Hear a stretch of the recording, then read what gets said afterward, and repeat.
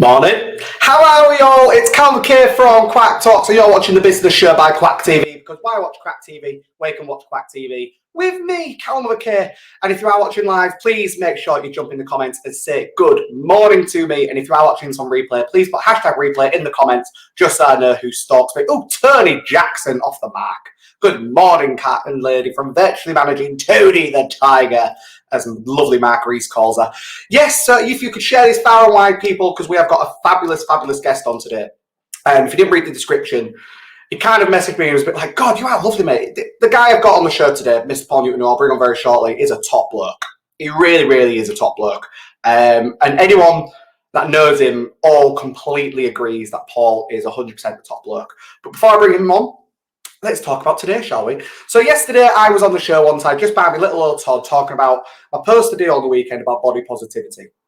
And I'll be honest, the response I got back from it, like I said yesterday, was absolutely phenomenal. It was amazing. And I was really, really touched. For once, not in a weird way. And it was amazing. It was absolutely amazing. I've had a few people ask me to set them challenges. They've gone, come on, use your coaching side. I want to do something like that to help me out, yada, yada, yada. Well, do what you want to do. You're asking because you're worried about doing something you want to do because of what people are thinking. But if you just do it and don't worry about what other people think, you're fine. Absolutely fine. Like my friend said to me, what other people's opinions of you is, what other people have as an opinion of you is none of your business. And that will stick with me forever. Even though it's a RuPaul quote, it will stick with me forever.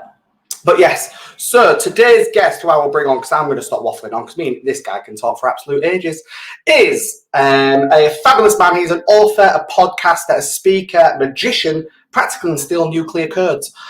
He's absolutely amazing. He is the author of The Mental Theft and podcast Newton's Nuggets. So, with no further ado, and an all-round top bloke, I am going to keep saying it, because he bloody well is, and he can really pull off a fedora really well. That's all I'm going to say. Good morning, Paul. Morning, mate. I don't know how to react to that intro. I just know that I'm going to put on a little banner somewhere, Paul Top Bloke Newton, and I'm happy. I'm happy as it. And you can rock a fedora. Look at it. Mate, do you know what? Honestly, the hat started because I was doing a gig at a nightclub. And on the drive there, I got a message of, Paul, look, we need some crowd control out the front. Are you okay to be out the front and doing magic to keep people entertained? And I remember thinking, geez, it's cold and I'm bald, okay? So I'm going to go by, and I popped into an Asda, found like a 4-pound trilby that was the same colour as my suit then. And I went, that'll do, that'll keep my head warm. And all night at the nightclub, I just kept hearing people go, you got to talk to the bloke in the hat, the bloke in the trilby, you got to talk to the bloke, it's brilliant, he does it. And I was like, oh, that's a way to be a little bit different, and it keeps my head warm. I like that. Then when it got to summer, it stopped my head from burning. So I was like, I like that too. And that's it. The hat just stuck. And now I swear this hat is more famous than I am. I love it.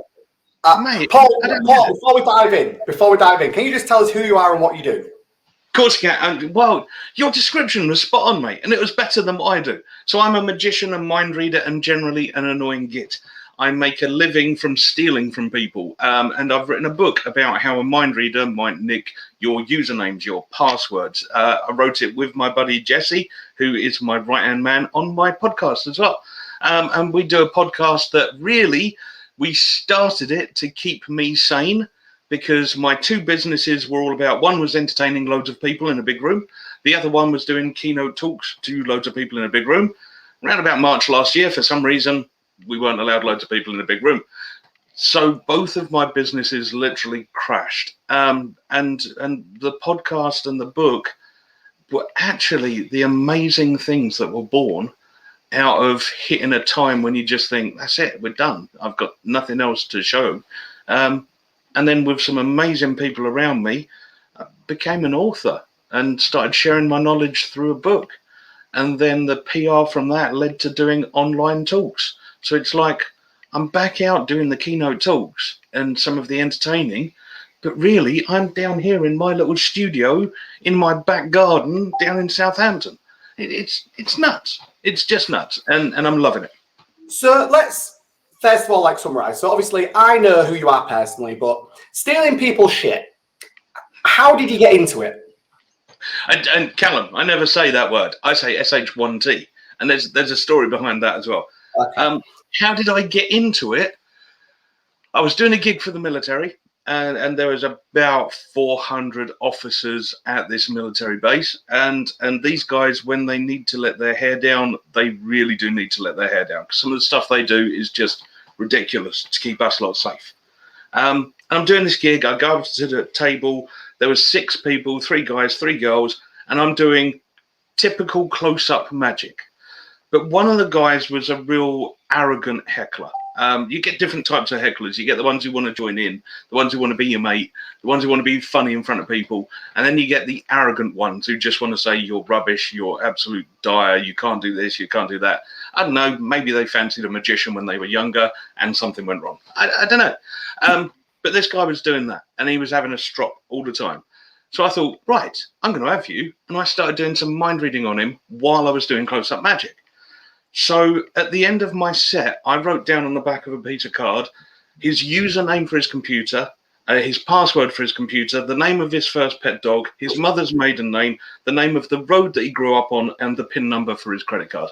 And I handed it to him and I said, look, you know magic's not real and I can't do this stuff. Could you just have a read of that and tell me how I did? And seriously, mate, the amount of expletives that came out of his mouth were just disgusting. But then I said, thank you very much, and I walked off. He then chased me, said to me, look, there was a conversation, and he said, is that real? Is mind reading real? Now, look, if a kid comes up to me and says, is Father Christmas real? The answer is yes. Okay. Is the Tooth Fairy real? Yes. If you have a military officer starting to believe that magic is now possible, I'm going to mess with him. Okay. Oh, so I said, right, I'll ask you 3 questions. And I said, you have to be honest. And he went, yeah. I said, number 1, could I have brought a stooge in with me that somehow got this information and passed it to me? And he went, no, we check you at the gate, we check your car, we check your driving license, your passport, your car. There's no way you brought anyone in. Brilliant. Number 2, would anyone at that table have helped me rather than helped you and given me that information? And he went, no, I trust them all with my life on a daily basis. I went, brilliant. I said, my 3rd and final question then is, if you've answered honestly to those 2 questions, how can mind reading not be real? He then swore a lot more. And then he pointed out to me, think of all the things you could do to, small, medium, large businesses if you were a hacker. And I was like, oh, I hadn't thought of that. Oh, that's a good point. And then I started researching it. I started looking at other speakers in the cyber world. And mate, some of them are boring. Some of them are just don't get me wrong. I've worked with some that are brilliant, but my word, I was just like, if this is 90% of the competition, I need to entertain people and teach them at the same time. And yeah, I had another cybersecurity speaker say to me just a few weeks ago, Paul, you're the only speaker on the cyber circuit that gets standing ovations. The rest of us get, yeah, okay, that's nice. I get people applauding, and then they go, we learned loads. And that's kind of what I do now. I try and teach, whilst actually it's a scary and very important message. I love that. Absolutely love it. So did you start, in a nutshell, did you start magic first, then you went into hacking people, basically? Yeah. Magic first. I've been into magic since I was a kid. I mean, my parents bought me a Paul Daniels magic set when I was something like, I don't know, 2. I was about that big. Yeah, I was going to say, I wasn't even born, Paul. So it's Yeah, mate, you're far too young, and that's why I hate you, Callum. God. Right, so let's talk about some of the stuff you've done in the past. You featured on a very popular Australian TV show. Yeah, I have. Yeah. Right, tell us a little bit about that. How did that happen, and what was the show? Right, so been in the entertainment world since I was a teenager. So therefore, I've done professional pantomime quite a few times. I think I've done something like 15 panto productions, but that then means you become friends with loads of Australian A-list stars who come over here to earn a ridiculous fee to be here for 6 weeks doing panto. And this one year I got invited out to Australia by a buddy of mine. And I said, yeah, of course, I'll come out and have a very cheap holiday in Australia and go to some ridiculous parties with loads of press going, who on earth is the British bald man? You know, things like that. And one day she turned around to me and she went, do you want to come to set and have a look at what the set's like? And I was like, yeah, I'm not a fan of Neighbours, but yeah, I'd love to, because that just sounds awesome. And seriously, mate, I was sat in the green room with all of the stars of Neighbours, just sat there having a cup of tea and a chinwag with all these people, and they were all lovely. Sat there messing about, just having fun. Then the director walks in and goes, Paul, can I borrow you? Yeah? What do you need? What I need is a British backpacker to be in the pub. Not much dialogue, but would you mind doing it? I've been told that you've got experience in entertainment, so would you mind? I was like, yeah, no worries. Yeah, of course I can. So I have honestly been an actor in Neighbours. It's just, mate. That's insane. Yeah. This is what I love doing this show. So I won't deny the facts, people. Look, when I get people coming on the show, I do ask them to fill a couple of questions out because it really makes them think. I've had people tell me they're a stripper. I've had absolutely everything. I've now had someone that's featured in Neighbours. And I have watched Neighbours, but I remember it was when I had shitty TV before everyone had to get Freeview. It was on Channel 5, so it was real shit quality. And I just remember the theme tune, like Neighbours. Yeah, that's all I've got stuck. Absolutely all I've got stuck. I've got to be honest. So because of the panto lifestyle, Ryan, who is Toady in Neighbours, I did panto with him ages ago. And one night we went out for a party and got a bit too drunk, and he ended up coming back to my house to stay the night just because it made sense, a group of us just going back to one place rather than loads of drunk idiots going off singly and trying to get back to their homes that they don't really know the address of that well. Okay. So we all went back to mine. Next morning we've woken up and my brother and my niece have visited the house. So there's just loads of hungover people from this panto. And my niece, she was only about 8 or 9 at the time. And she's gone, Uncle Paul, is it all right if I go in the back garden and play football? And I went, yeah, of course it is, mate. You go ahead. And she's gone out the back garden playing football. Ryan's gone out and started playing football with her. And she's just having a whale of a time. Then she came in to me and she went, Uncle Paul, I need to ask you something. I went, yeah, what's up? And she went, is that Toady from Neighbours? And I went, yeah, it is. And she went, I thought so, but I thought it'd be rude to ask him. So I'm just going to carry on playing now. Perfect, you carry on. Went back outside and carried on playing football. But yeah, he's one of the nicest blokes you could ever meet in entertainment. And yeah, we had a whale of a time. I take it you were a lot of thanks to a lot of these things helping you get, as well as a lot of the people I know you really, really credit, especially over, through COVID, etc. A big portion of your close friends, business contacts. And also, we will plug it for it. We will plug them for you because I know they've helped out massively. Do you also hold that all them past experiences with the pantomime, Neighbours, part to do with your success now? I think part to do with my success, yes, because it's all part of me. And it's helped my attitude as I've grown up and as I've done things. And success is a scary word to me. Because I've currently got a lot of people telling me how big a success I am and how well I'm doing.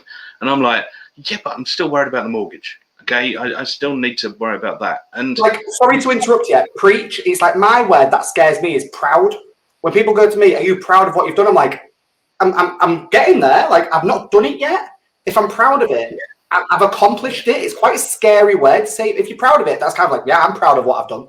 I don't know. I ain't done it yet. See, proud for me, I can be proud of something when I look at it in the past. Yeah, exactly that. I can be proud of that. Yeah. Some of the shows I've done in the past when it's been a really big audience, or it's been for a client that you never thought you'd nail, or something like that, or something that you've done that's made a big difference. I can look back and be proud. But while I'm in the middle of it, that doesn't even come into my head. Because it's like being in the middle of a massive tornado and you're just going, I've got to focus on this, otherwise I'm not going to nail it. and people around you are going, yeah, but look, no, I've got to focus on this. I've got to focus on this. And like I said, the success word, mate, that worries me. That bothers me, because what I don't want is other people looking at what I'm doing and saying that's success. I can't achieve X, Y, Z. Yeah. That's what you. Well, actually, you can achieve it. You just got to figure out how to get to where you want to be. I'll be honest with you. The you know about the crowdfunder thing that I did last year. Yeah. It was make or break, and I didn't think it would work.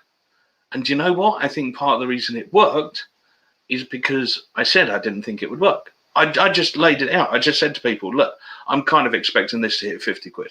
Okay, if it hits 50 quid, and that's probably with my dad putting something in, I'll be chuffed. I'm happy with that.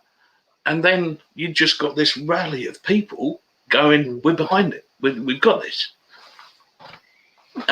Still, I look back at that now. Do you know, it's literally, what's the date today? 15th.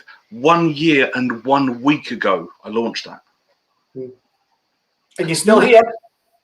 Yeah. It's nuts. A year ago. And the PR that came off the back of that, mate, I don't know what I'd be doing if we hadn't done that crowdfunder. It's insane, isn't it? So yeah. Let's Newton's Nuggets. What made you start? First of all, what is it? And then what made you start it? Right. Newton's Nuggets was started because, let's be honest, getting people to know you, especially if you're an entertainer, getting people to know you and your attitude and how you behave is a good thing. So it started because my mate D said to me, look, just do some video clips of you helping people, of you giving people advice. And they can just be like 1 minute long, maybe 2 minutes long. She said, let's not go further than that. And called it Newton's Nuggets because nugget of information, Paul Newton's doing it. Awesome. So it started out as literally, I'd be sat in my back garden with my phone on a little tripod, hit record and go, ladies and gents, Paul Newton, and nugget of information this week is this. Because, in the last week I found out X, Y, Z, this might help you guys. And we did a load of them. And then they became more in depth. We started having questions from people come in and I'd cover the question. We then started, the production quality went up a bit. It wasn't just me sat in the garden. And then Jesse said, look, why don't you use some of my photography equipment and we'll record it. And this one day I was answering a question and Jesse was behind the camera. So I'm literally looking at the camera and he was there. So I've kind of looked off camera a bit. But Jesse, while I was talking, Jesse said something. And he said it in a way that the person behind the camera doesn't want to be noticed. So when they go, don't forget about, and you're like, what? Don't forget about. And I'm like, Jesse, just say it in proper voice. And then he went, okay, don't forget about. And I went, perfect. And then we had some people go, that worked. We like that. And I said, Jesse, whenever you've got a question, mate, don't try and hide it. Just ask. Or if you've got a suggestion, just say. And then we did that for about 3 or 4 weeks. And then I went, Jesse, just set one of your second cameras up on you, because then when you ask a question, we can just fade you in and you can ask a question, fade out and carry on. And it started turning into the Paul Newton show with Jesse there as well. And Jesse will be throwing things in for you guys. Yeah. And then the whole lockdown thing happened. And we'd been doing this and it was like, right, we can't film in the studio anymore. Maybe we could use Zoom or something like that to still keep 2 of us on the show. Well, why don't we make it a bit more interactive? Let's interview some of my buddies that are really interesting people and can help people. And they can give a nugget of information. So the truth is, the show that people know now kicked off because we got locked down and something had to keep my sanity. And I just, again, I've got this show that's now had thousands of downloads, okay? The first month we put it out, it had something like 6 downloads, okay, across all platforms. The next month it was like 9. I mean, now, what is it? The best day we've had was something like 130 in one day. And you look at this stuff and you just go, that's nuts. And the funny thing is, I kind of take the mick out of the listeners and out of the show, because I literally say in the show, what the hell are you lot doing? You've got to have something more interesting to do than listen to a bloke in a trilby chat with his mate that's far too good looking. And I tell you what, we'll get a decent interview in, because then you've got a reason to be here. Yeah. And mate, it works. The banter is there between me and the listeners. And they do bite back. They really do. Okay, some of the messages I get. Sometimes when I call the listeners an idiot for doing this, I'll get a response of "Pull your git. I'm not an idiot. Oh, and by the way, I've seen this scat." And then they put something helpful in as well. It's just, mate, it's a weird time. But do you know what? There's a lot of people who want to get through this and have fun together as well. Oh, literally, Paul, it's why I started the show. So I started this just before Christmas, Christmas gone. And I started it more because I had a couple of clients, I knew a couple of people that needed to sell a couple more items ready in time for Christmas. That's the main reason I started it. I was like, I'll give them a platform to do it. And then I was like, oh, this is part of my routine now. This gets me out of bed in the morning to get up and do this show, because people have booked in. I've got to do it. People have booked in. So part of my routine. And I won't lie, the odd day when someone had booked in because people aren't being free or something like that, I 100% do not get out of bed at the same time as I do for this show. Fact. Mate, I tell you what, if I wasn't a dad with a kid that goes to school, I'd be in bed until midday every day. Yeah, honestly, I'm not that late, but I mean, it really become part of my routine, like you're saying. And then I stopped doing it for a little bit. It was actually between Christmas and New Year, because I was having some time off. And people went, oh, are you going to carry on doing the show after New Year? I was like, well, if you're gonna watch, if you're gonna watch, I'll do it. It's the main reason I kind of did it. No, we'll do it. So, you're completely right. It's not, no offense to my guests, it's not just for them. It's also for me. It's great for me. I get to have a chat with someone, have a bit of banter. And then that's why I know your podcast has been so beneficial for you. I know it because it's just so good that you've got that part. Yeah, mate, it works. And do you know what? For an entertainer who loves being on stage and loves entertaining people, to suddenly be told you're not allowed in groups of people, I was like, what? What do I do? How do I? And the feedback I'm getting from the podcast, mate, it's brilliant. Right, you've got comments coming up. I've got comments. I'm looking at these. Right, so we've got Facebook user. I've got a feeling I know this might be, but I won't say until I put the name in. Facebook user, you need to go to the top, click the more button, and click StreamYard. Let me see your name. It's Quacker. I knew it was Cara. It's Cara. I had a feeling it was. I'm proud of you. Literally, as soon as you put Quacker, I know it's Cara. Then we've got Ernie Boxall saying, good to hear about your downloads growing. It helps me keep going. Yes, it does, Ernie, because obviously Ernie does a lot of public speaking. He teaches people to stop shaking, shivering on stage and things like that. So he's really, really good. Oh, Matt, I used to do that something rotten. Do you know what?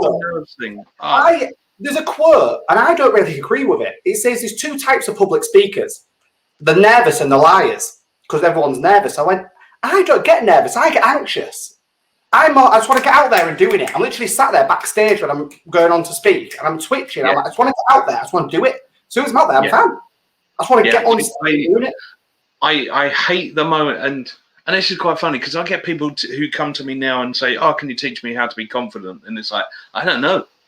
And they go, "But you're so confident when you do this, that, and the other." And it's like, no, I get myself to a place of comfort. Yeah. Okay, and my place of comfort is once I know the audience are my friends. Okay, so that moment of walking out, mate, I use anchoring just to give myself a boost to be able to walk out there. But once I walk out and say, I'm Paul Newton, I'm going to mess about for a little while, we're going to try some things, we're going to have a bit of a laugh, and hopefully this stuff will work. Yeah. And normally you then get an audience go, oh, he's not a massive ego. Okay, we can do this. We're on his side for a little while. We'll give him a few minutes, then we'll judge him. And then you do something, and they go, oh, we like you. Yeah, we like this. And you carry on. So yeah, for me, it's get to a place of comfort as quickly as you can. In a nutshell, yeah. And then, right, before we wrap up, quick story on that. Sorry, wrap up, mate. No. You said 10 o'clock. No, we can do this till 10 o'clock. He said, I spoke on behalf of actually a city council, I won't name which one, for an event to 500 delegates. And they wanted me to speak, not my story, but actually the story of a young entrepreneur and things like that. I was like, yeah, that's fine. And every speaker before me was so fucking boring. Like, so, but no offense. If I've got any of them following me, I am not sorry.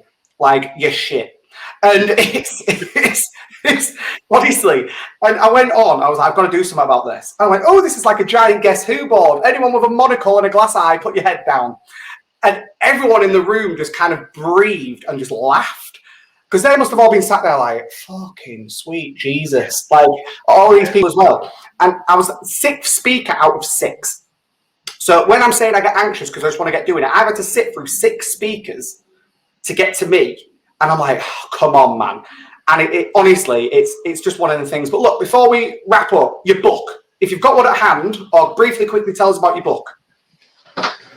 But mate, I'm such a bad salesman. It's unbelievable. Right, the book. There you go. Yeah.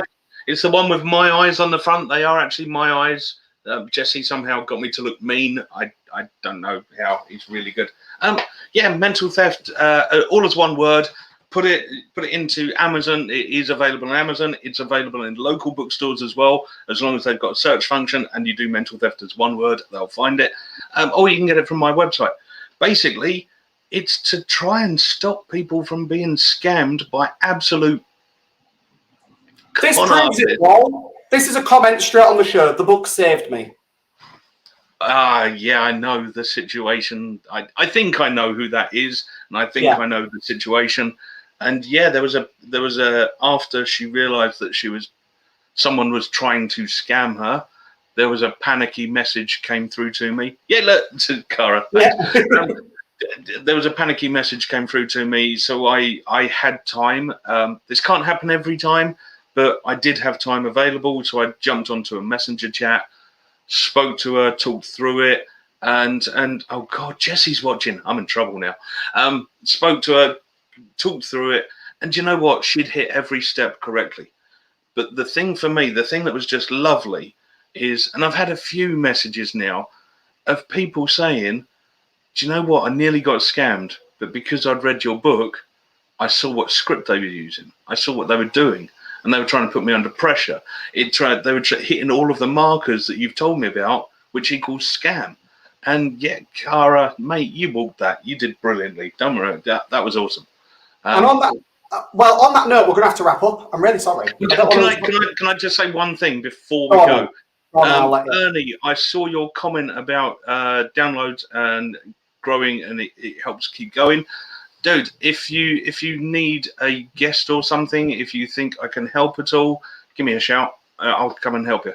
There you go. This is Paul Newton, everybody. Literally, it was hard to pin him down for the show today, but he's one of them. He's like, if he says he does it, he'll do it.